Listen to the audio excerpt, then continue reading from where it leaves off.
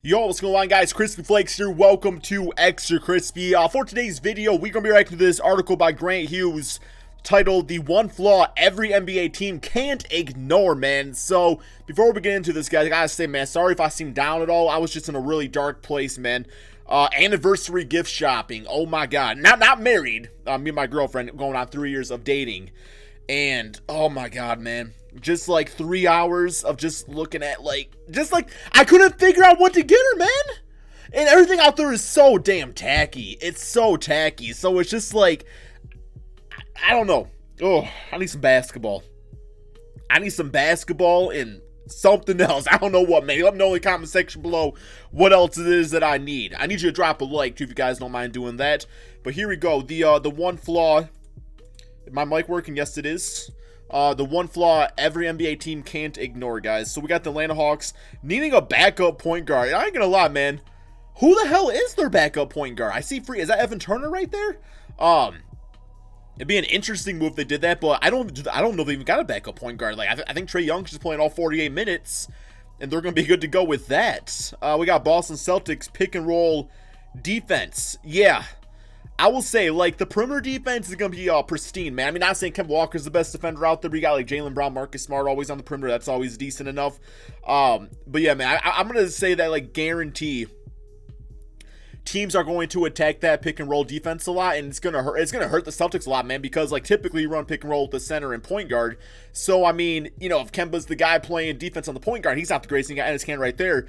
It's going to be there every single time, and really the only way, to stop it is for those guys to just get better at defense, because, you know, Marcus Smart, he's going to go up there, have the perimeter shooters on lockdown and stuff, man, but you can't stop the pick and roll. You don't got to dish out to those guys anyway. So it might go as far as, you know, Marcus having to play defense on, like, the best guard out there. That's really the only chance you even stand whatsoever, but then you still got to worry about the centers rolling to the basket. So, yep, we got the Brooklyn Nets, the importance of Taurean Prince. Don't really know how that's a flaw. I guess that's saying, like, is he going to be, like, efficient or not? I like Taurean Prince. I had no issue with this guy whatsoever in the Atlanta Hawks. I thought they were kind of stupid, actually, to trade him away.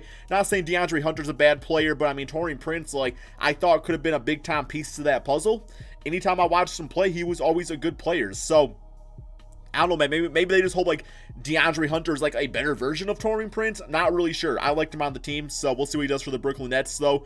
I actually think he could probably be candidate for most improved player. I think he's that good, especially just because, like, you know, Kevin Durant's not going to be out there this season, so there's going to be a lot of opportunities for him on that Brooklyn Nets team, plus in the spotlight having Kyrie Irving out there. So, yeah, I like his game a lot, man. Charlotte Hornets, a Kemba-less offense. Yeah, that's a flaw. that's like 10 flaws right there, man. But no, I actually just watched the preseason game of the Charlotte Hornets, believe it or not. I caught some glimpses of it. I didn't watch the whole damn thing. Like, I ain't trying to, you know, torture myself or nothing. But no, Terry Rozier had, like, 26 points, 7 assists, 8 rebounds, something like that, man. He was putting up some good numbers. So, we are going to see that maybe the Charlotte Hornets offense just kind of caters to point guards. That's nothing against Kemba Walker. I mean, Kemba's obviously the better player, but it might enhance, you know, Terry Rozier's game a little bit. Chicago Bulls, a strange front court logjam. Yeah, you got Laurie and Wendell, the two young bloods out there. Then all of a sudden you're looking at, what's his name, man? They got Thaddeus Young on the team. It's mainly like at like that power forward spot. Like center-wise, I don't think they got too much going on there, because outside of Laurie or Wendell Carter playing center, I think they have, like, that Felicio dude, maybe? I couldn't tell you who the backup center is, because they don't got Robin Lopez on the team anymore, man. So, honestly, it'll be fine, because Laurie, you know, being a 7-footer, can play center at times when Thaddeus is out there. Thaddeus can also play small forward if needed.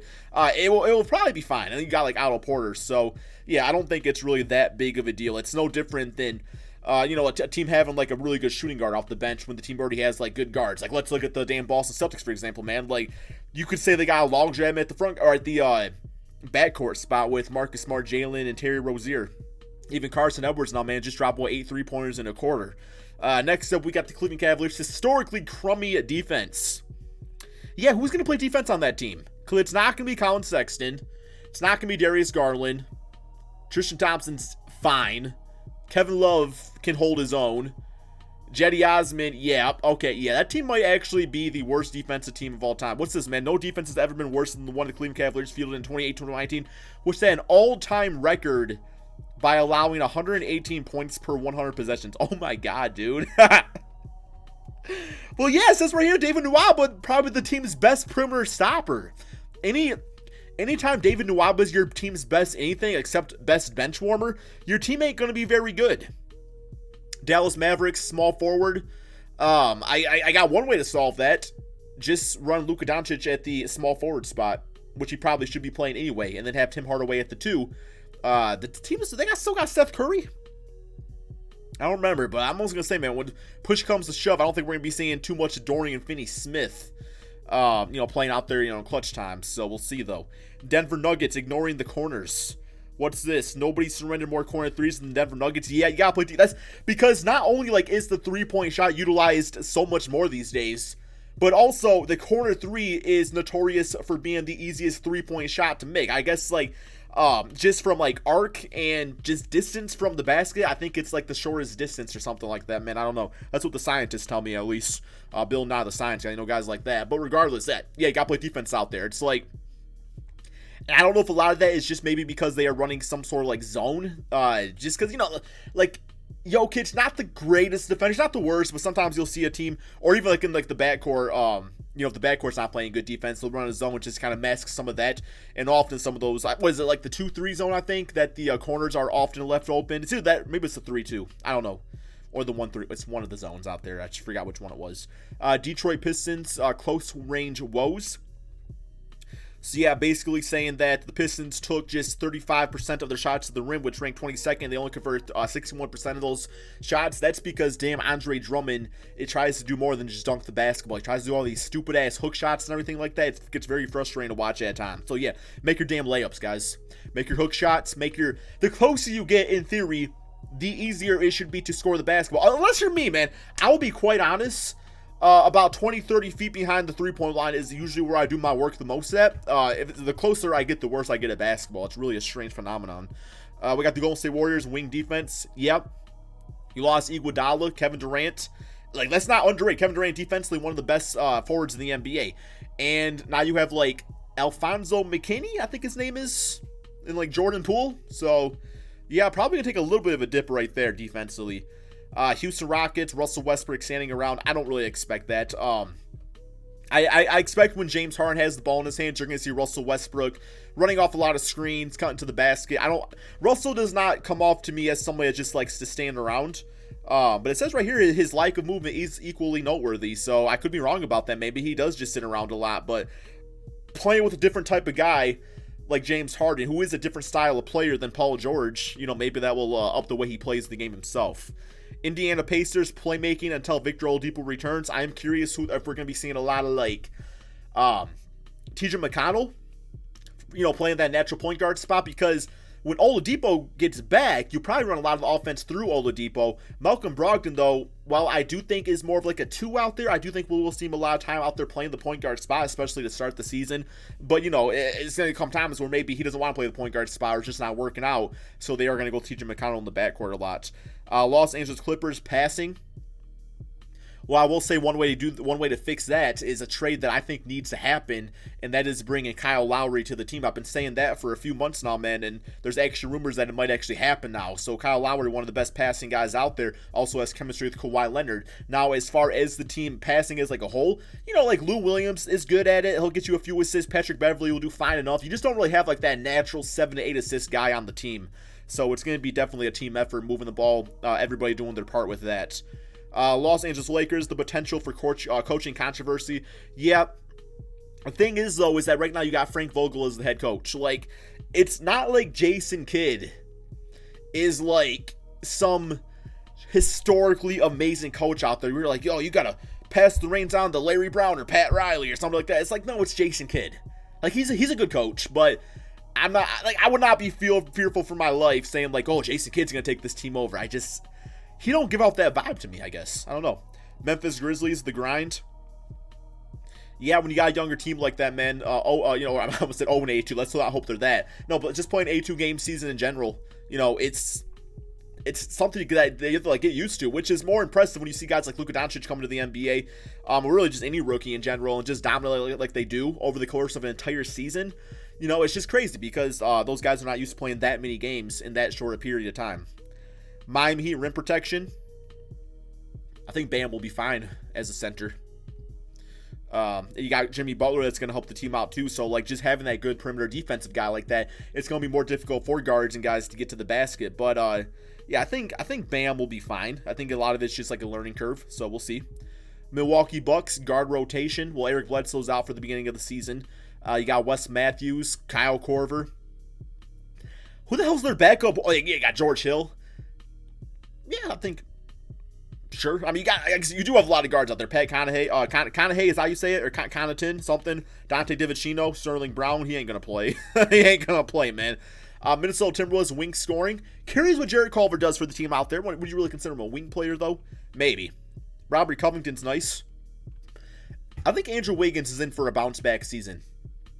I don't know what it is. It just came to me, man. But I think Andrew Wiggins in for a bounce back season. Pelicans, we got the health risks out there. Yeah. Yep.